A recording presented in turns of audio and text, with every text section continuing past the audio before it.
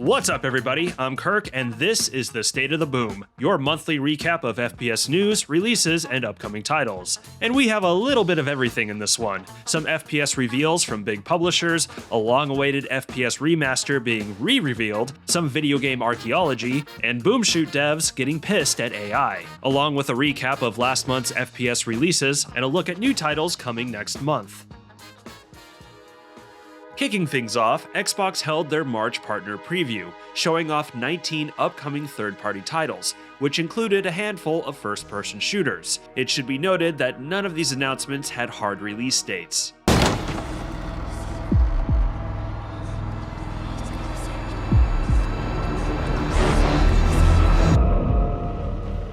Shaw to control.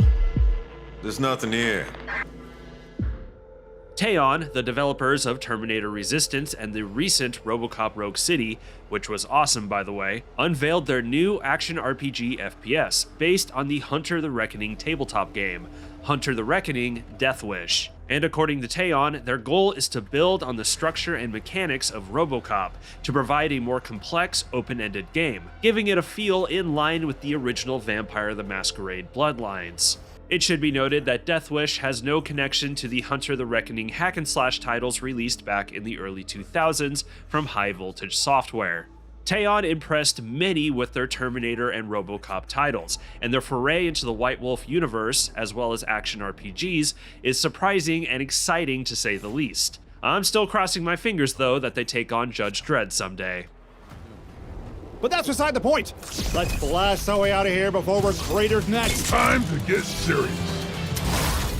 The multiplayer-fication of classic shooter franchises continues with the announcement of Serious Sam Shatterverse. Published by Devolver Digital and developed by Behavior Interactive, known for Dead by Daylight, with the blessing of Crow Team, the creators of the Sam series, Shatterverse is a multiplayer co-op roguelite, where up to 5 players take on the role of various incarnations of the man we call Sam, battling the series' classic enemy waves in procedurally generated runs, with upgrades to be gained along the way. The gameplay footage in the trailer vibed very much like Borderlands, showing off the randomized weaponry and colorful carnage. Also, am I the only one who saw the key art for the game and immediately thought it was a Serious Sam Fortnite crossover?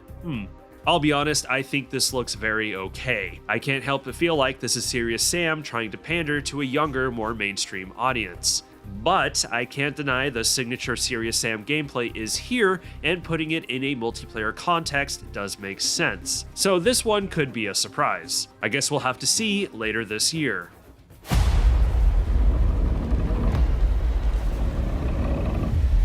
Rebellion announced their new horror shooter, Alien Deathstorm. The game is set in an off-world facility that suddenly lost communication, and you are the unlucky soul sent there to investigate why. While there's not a ton of details on this one yet, judging by this trailer, I think ADS looks awesome. The visuals are stunning, the monsters look grotesque, and the art direction is going for a more analog 1980s sci-fi feel, which I always love. Rebellion has been behind some incredible titles in their long history, like Alien vs. Predator and Sniper Elite, and ADS could end up being one of their standout efforts. Do you call this peace, Veronin? Is this what peace looks like to you? And finally, the Stalker 2 expansion, The Cost of Hope, was shown off, which will thrust players into a conflict between 2 major factions of the Exclusion Zone. The expansion is promising dozens of hours of gameplay and 2 new regions to explore, and naturally, many choices that will shape the course of the story. Hopefully it runs well. JC, it's Blade. Moving on, there was some exciting news from Night Dive Studios, who re-announced the long-awaited SiN remaster. SiN Reloaded will bring back the 1998 FPS classic originally developed by Ritual Entertainment. As expected, Night Dive has absorbed the title into their Kex engine, sprucing up the graphics with 4K resolutions supported and frame rates up to 144 FPS, and adapting the code for modern PC hardware and all current consoles. SiN's expansion pack, Wages of SiN, will also be included. SiN Reloaded was originally announced back in 2020, shortly after Night Dive acquired the rights for the franchise, and was slated for a 2021 release, initially with 3D Realms and Slipgate Ironworks in cooperation. But the game missed its release date, and the years slipped by with not so much of a peep on the project. In 2023, Night Dive would admit the remaster was put on the back burner, due to them focusing on other projects, presumably the System Shock remake. They did stress though that the project wasn't dead and that they were dedicated to finishing it at a later time, and 3 years later they are making good on that statement. However, this time around, 3D Realms and Slipgate will not be involved, with Night Dive solely developing and their parent company Atari publishing. Night Dive has been on a roll with their remaster efforts lately, putting out excellent remasters of The Thing, System Shock 2, Outlaws, and Blood. Again. And I'm confident SiN Reloaded will be another shining example. There is no release date yet other than 2026, and it is unknown if current owners of SiN Gold will receive the remaster for free or will be receiving a loyalty discount. And hey, while we're on the subject of Night Dive, their remaster of Blood Refresh Supply, finally received the promised Deathwish expansion, released as a free update on March 19th. Deathwish 2.0 was also released on ModDB alongside this update, so go check this out on whatever flavor of Blood you prefer.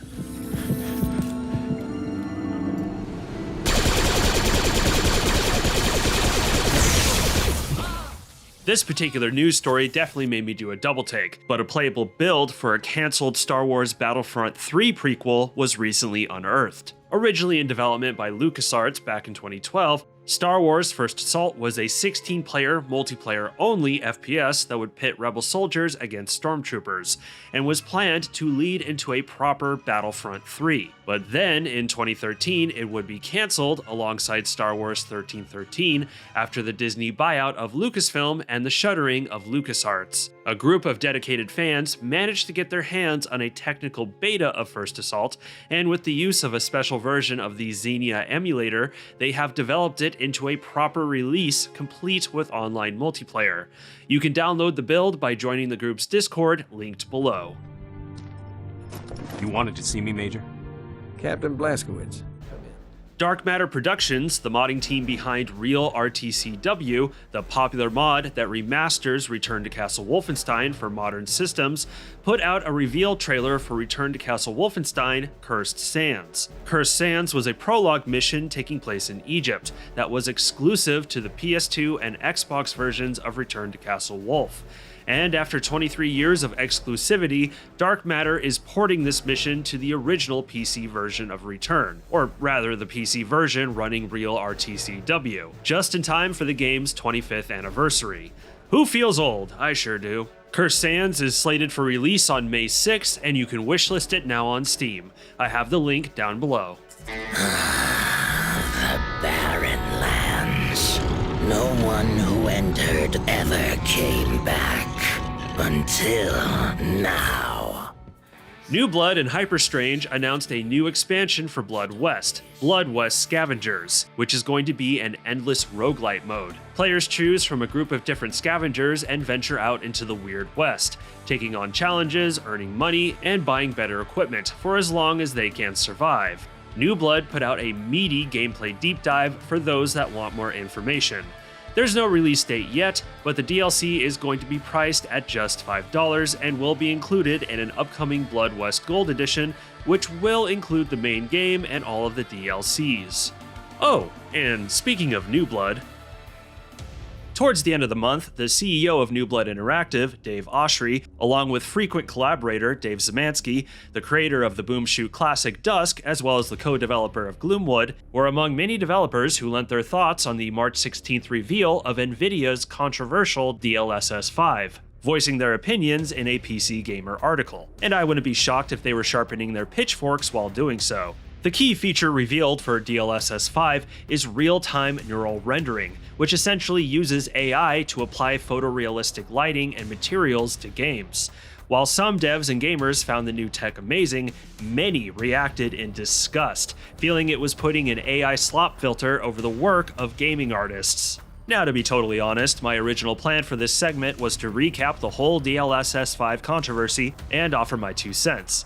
But with how pervasive this whole thing has been in the gaming sphere, with comment threads ablaze with debate, memes flowing, and articles and opinion pieces being shared, I'm not sure I'm going to add anything new. And honestly, I think the Daves at New Blood said everything I'm feeling in their recent PC Gamer interview. So here's some of my favorite quotes from them, taken from the article, as well as their full statements. They're hiding this Gen AI behind the DLSS moniker because they think we're stupid. We as developers and players need to push back against this, just like we did with NFTs and crypto games. This is fundamentally changing the way video games look based on artificial intelligence that's been trained on Instagram models and Epstein memes. At this rate, why make game art at all? Why not draw some shapes and colors and let AI generate what it thinks it should look like? After all, who cares? The only thing that matters is realism, right? We're supposed to be happy that for the low cost of 2 high-end GPUs and never buying RAM again, we can zap our favorite video game characters with the Jeffrey Starinator. It especially sucks seeing it showcased in Resident Evil Requiem, a game that exemplifies quality and passion in AAA game design. But it's optional.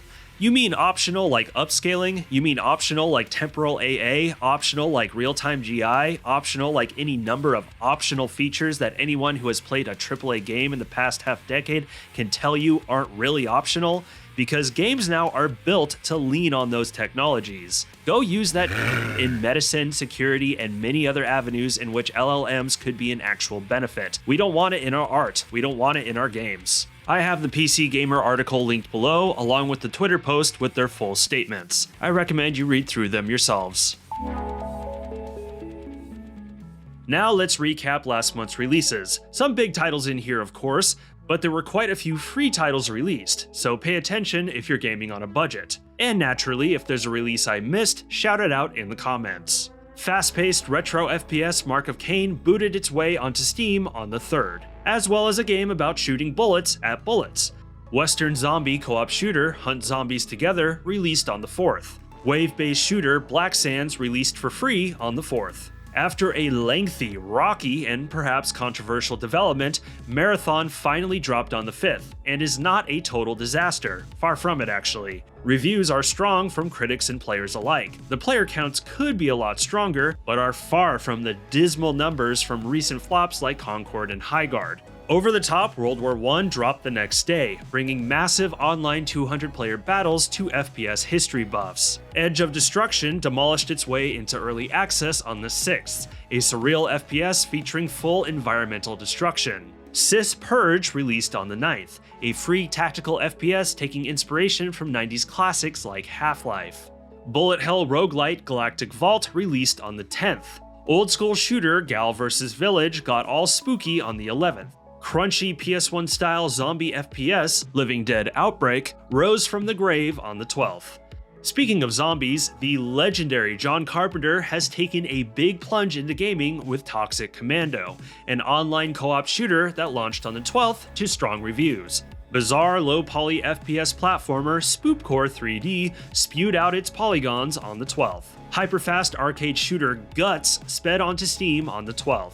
Horror pizza shooter For Speechy got delivered for free on the 13th.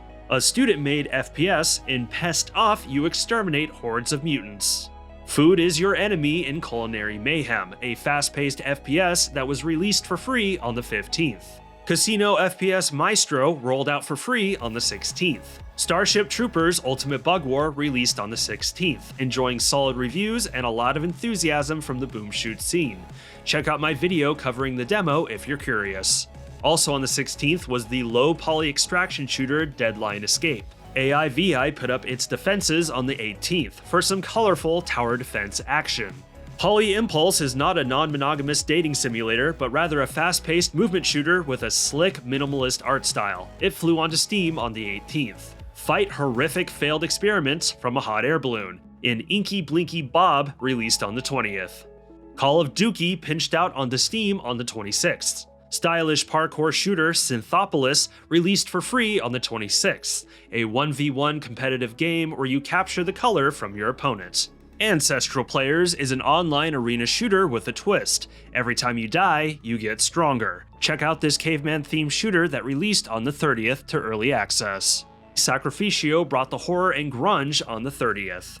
And finally, Movement FPS The Stickman released on the 31st, featuring online PvP action and customizable courses. Before we wrap up, let's take a look at the FPS games coming in April. Slime City Trials is a movement shooter where you use slime to eliminate friction. It slips out on April 2nd. Guns and Nuns is bringing some holy boom shootery on April 3rd. Also on the 3rd is Snow War, an online PvP snowball fight shooter. A ninja-themed boom shoot, Akuma Blood Rain, slices onto Steam on the 6th. Hunt down a fiendish bloodsucker on the 6th in the story-rich Vampire Hunter Night Rise. A fast-paced roguelite based on Egyptian mythology, Set, releases on the 9th. Trippy speed shooter Tamashika sprints out on the 10th. Speedrunning Speed Shot also sprints out on the 10th for those who need to go ultra fast. Old school FPS Soul of Ramit was initially slated for a March launch, but was pushed to April 14th. Get your stolen booze back in the FPS comedy Hunk Frat, dropping on the 15th. Mouse PI for Hire finally drops on the 16th. Check out my first look video if you're curious. Flee the Moon in the co-op adventure Together Moon Escape on the 21st. And finally, first-person VHS horror Blood Mall gets a sprucing up with Blood Mall retaped on April 22nd. And that's it for this State of the Boom. If there's any other news stories or releases not talked about here that you care about, be sure to shout them out in the comments. Also check out my other videos from this last month, my first look preview of Mouse PI for Hire, as well as my review of Darkenstein 3D. If you enjoyed the video, please be sure to like, subscribe, share, and smack that bell. It's a huge help for the algorithm and getting my videos seen by more people. I'm Kirk, and thank you for taking the time to watch this video. Stay safe out there.